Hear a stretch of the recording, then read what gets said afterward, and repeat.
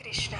भगवान श्री कृष्ण को समर्पित ये मार्गशीर्ष मास बस अब पूर्णाहुति की ओर अग्रसर हो रहा है और इसी मार्गशीर्ष मास की कथा श्रृंखला में भी हम इसके विभिन्न अध्यायों की पूर्णाहुति की ओर आगे बढ़ रहे हैं। हमारे इसी मार्गशीर्ष मास कथा श्रृंखला की पिछली कड़ी में हमने सुना था कि किस प्रकार भगवान श्री हरि ने ब्रह्मा जी के अहंकार को नष्ट किया, उन्हें अनेकों ब्रह्मांडों के ब्रह्माओं के दर्शन करवाए और अंत में भगवान श्री कृष्ण राधा रानी से कहते हैं कि अब वो उन्हें वो कथा सुनाएंगे जिस माध्यम से ब्रह्मा जी ने मोहिनी के श्राप से मुक्ति प्राप्त की थी। तो चलिए आज की इस अध्याय में हम इसी कथा का श्रवण करते हैं। भगवान श्री कृष्ण ने कहा, हे राधिके, गंगा देवी की उत्पत्ति होने के बाद सभी देवी देवताओं ने उसे मेरी माया समझकर उन्हें प्रणाम किया और फिर भगवान श्री हरि ने कृपा पूर्वक ब्रह्मा जी से कहा, हे चतुर्मुखधारी ब्रह्मा, उठिए, जाइए, आपका कल्याण होगा। आपको श्राप मिला है, इसलिए आप मेरी आज्ञा से इस गंगा नदी में स्नान करके पवित्र हो जाइए। हालांकि आप स्वयं पवित्र हैं और वे समस्त तीर्थ आप वैष्णव पति का स्पर्श प्राप्त करना चाहते हैं, लेकिन फिर भी क्योंकि आपने प्रकृति की अवहेलना की थी, उनका अपमान किया था, इसलिए आपको ये श्राप मिला है। अहंकार सभी के लिए पापों का बीज और अमंगलकारी होता है। किसी भी मनुष्य को अहंकार नहीं करना चाहिए, चाहे वो किसी भी बात के लिए हो। आप शीघ्र ही मेरे परात्पर धाम गोलोक में जाइए। वहाँ प्रकृति की अंश रूपा मंगलदायिनी भारती देवी आपको प्राप्त होगी। कल्याण सृष्टि की बीज स्वरूपिणी प्रकृति को आप अपना लीजिए। आपने एक कल्प तक तपस्या की है और इसलिए भी इस समय एक अप्सरा के श्राप से कोई भी आपके मंत्र को नहीं ग्रहण करता है। अन्य सभी देवताओं की पूजा में भी आपकी पूजा होगी, क्योंकि आप ही जगत के धारण पोषण करने वाले स्वात्मा राम सर्वरूपी सब और समस्त देहों में पूजनीय हैं।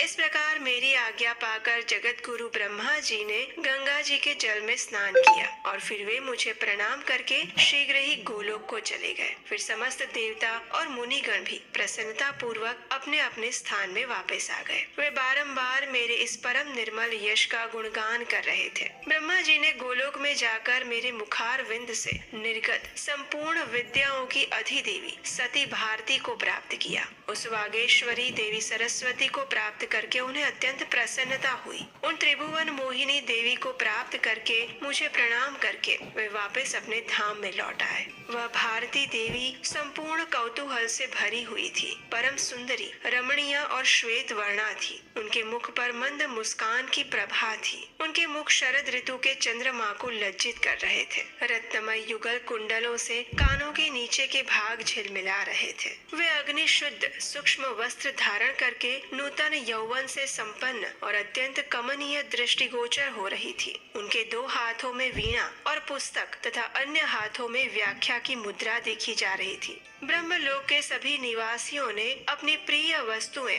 उन्हें अर्पित की और परम मंगलमय उत्सव मनाया गया। हे राधिके, ब्रह्मांडों में जिन जिन लोगों ने अपनी शक्ति के ऊपर गर्व किया है, उन सभी के गर्व या अभिमान को मैंने चकनाचूर किया है। उनके घमंड को नष्ट करके मैं उन सब के अंदर आत्मा स्वरूप विराजमान परमेश्वर उन सब को मुक्ति प्रदान करता हूँ। हे प्रिय, अब उठो और वृंदावन में चलो। अब मैं विरह से पीड़ित हुई गोपिकाओं को शीघ्र ही दर्शन देना चाहता हूँ। इस प्रकार कहकर भगवान श्याम सुंदर उठ खड़े हुए, लेकिन रसिकेश्वरी श्रीमती राधा ने उनसे कहा, हे प्राणेश्वर, मैं चलने में असमर्थ हो गई हूँ, इसलिए आप ही मुझे कहीं ले चलिए। राधा जी की ये बात सुनकर मधुसूदन हंसने लगे और उन्होंने कहा, फिर आप मुझ पर ही सवार हो जाइए। और इतना कहकर वे तत्काल ही अदृश्य हो गए। राधा रानी मन की गति से चलने वाली थी। जब उन्होंने श्याम सुंदर को वहाँ नहीं देखा तो वे विलाप करने लगी और इधर उधर उन्हें ढूंढते हुए वृंदावन में जा पहुंची।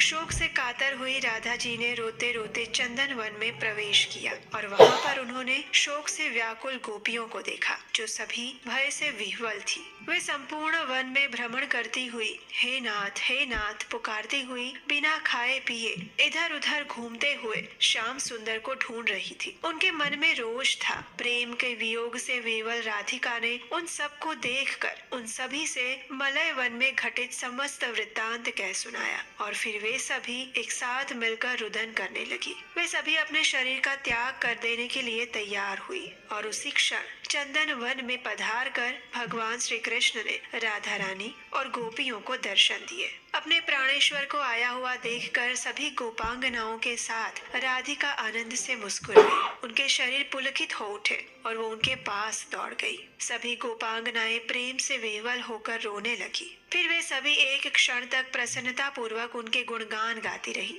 और उसके बाद जो जो रमणीय और निर्जन वन थे उन सभी में गोपियां श्री कृष्ण के साथ कुतूहलता पूर्वक भ्रमण करती रही। इस प्रकार भगवान जनार्दन ने अपनी अनेक स्वरूप प्रकट किए और फिर से एक बार गोपियों के साथ रास क्रीड़ा की। इस प्रकार ऋषि नारायण ने भगवान की रास लीला का संपूर्ण वृत्तांत नारद मुनि को कह सुनाया। उसके बाद नारद मुनि ने जिज्ञासा प्रकट करते हुए पूछा, हे मुनि श्रेष्ठ, इसके बाद कौन सी रहस्य लीला हुई? भगवान श्री कृष्ण किस प्रकार नंद भवन से मथुरा गए? श्री हरि के वियोग से पीड़ित हुए महाराज नंद ने कैसे अपने प्राण धारण किए? जिनका चित्त सदैव श्री कृष्ण के चिंतन में ही लगा रहता था, वे गोपांगनाएं और यशोदा मैया भी कैसे जीवन धारण कर पाई? श्री कृष्ण ने मथुरा में जाकर कौन कौन सी लीलाएं की और परम धाम गमन तक उन्होंने जो कुछ भी किया है वो सब कुछ आप बताने की कृपा करें। ये सुनकर श्री नारायण ऋषि ने कहा, हे महामुने, कंस ने धनुष यज्ञ नामक एक यज्ञ का आयोजन किया था। उसमें उस राजा का निमंत्रण पाकर भगवान श्री कृष्ण भी गए और राजा कंस ने श्री कृष्ण को बुलाने के लिए भगवान के ही भक्त अक्रूर जी को उनके पास भेजा था।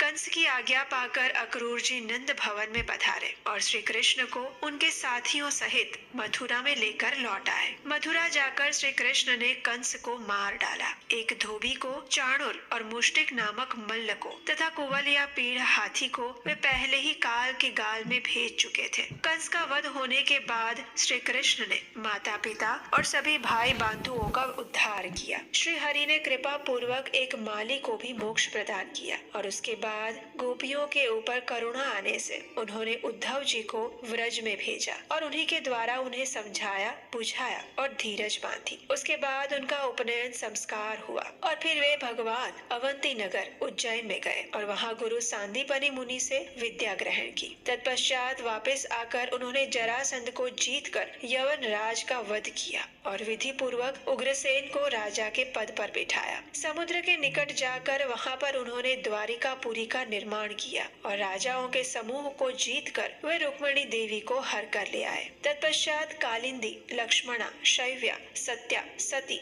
जाम्बवती, मित्रविंदा और नागनचीति के साथ उन्होंने विवाह किया। तत्पश्चात भयानक संग्राम के द्वारा प्राग ज्योतिषपुर के नरेश नरक का वध करके उन्होंने 16,000 राजकुमारियों का उद्धार किया और उन्हें पत्नी रूप में अपनाकर उनके साथ विहार किया। इंद्रदेव को लीला पूर्वक परास्त करने के बाद पारिजात का उन्होंने अपहरण किया और फिर भगवान शंकर को जीतकर बाणासुर के हाथ काट दिए। अपने पौत्र अनिरुद्ध को छुड़वाया और फिर द्वारिका में आकर अपने आप को अपनी प्रत्येक रानी के महल में उपस्थित किया। वसुदेव तीर्थ यात्रा के प्रसंग से आई हुई अपने प्राणों की अधिष्ठात्री देवी श्री राधा के दर्शन किए और उसके बाद वे उनके साथ पुण्यमय वृंदावन में गए। भारत के उस पुण्य क्षेत्र में उन भगवान जगदीश्वर ने श्री राधिका के साथ फिर एक बार 14 वर्षों तक रास मंडल में रास क्रीड़ा की। उन्होंने नंद भवन में पूरे 11 वर्ष की अवस्था तक निवास किया था और उसके बाद मथुरा और द्वारिका में उन भगवान के 100 वर्ष व्यतीत हुए।